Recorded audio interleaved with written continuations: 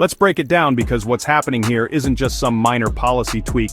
It's a fundamental shift in how power and money move through our system, and it's being dressed up in a shiny techno-utopian wrapper called the Genius Act. The Treasury under Trump is now backing stablecoins, crypto assets pegged to the US dollar, with US Treasuries. That means your tax dollars and the financial credibility of the US government are now propping up digital tokens owned and operated by private, profit-seeking tech and fintech firms. Here's the key line from Secretary Scott Bessent in the statement you posted. The dollar now has an internet-native payment rail that is fast, frictionless, and free of middlemen. That's political sleight of hand.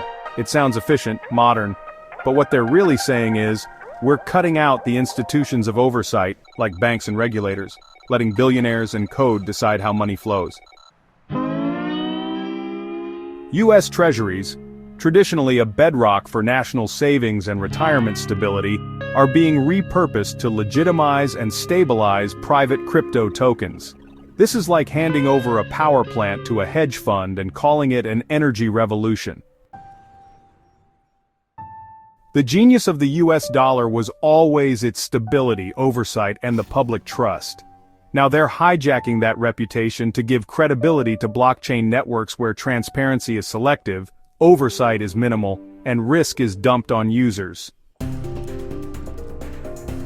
Cutting out middlemen sounds great, until you realize the middlemen were often the legal safeguards, compliance officers, consumer protections, and regulators. Without them, this is a playground for fraudsters, grifters, and monopolists.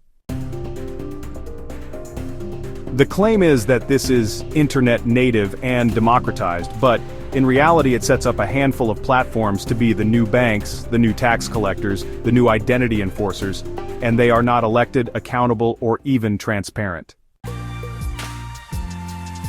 This bill is being marketed as modernization, but it's deregulation on steroids.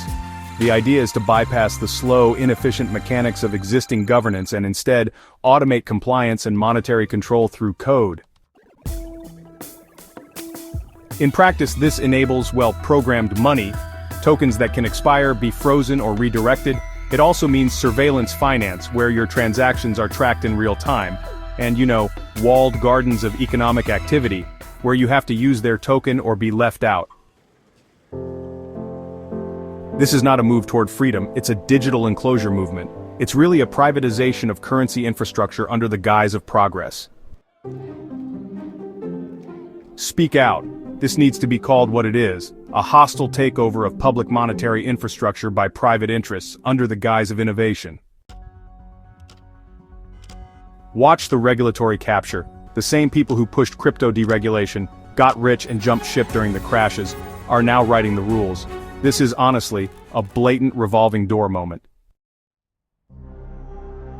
Hold Congress accountable. If your representatives supported this, call them out. The Genius Act is a Trojan horse for economic control, disguised as convenience. Connect the dots. This is part of a broader authoritarian tech agenda. Link it to surveillance capitalism, union-busting AI, and digital ID mandates. No, you're not crazy. You're seeing it clearly. They are trying to digitally colonize the last vestiges of public economic sovereignty. It's the most dangerous financial pivot since deregulating Wall Street. And just like before 2008, they're doing it fast, under cover of complexity, with a straight face. Because this isn't just a bill, it's a coup in code.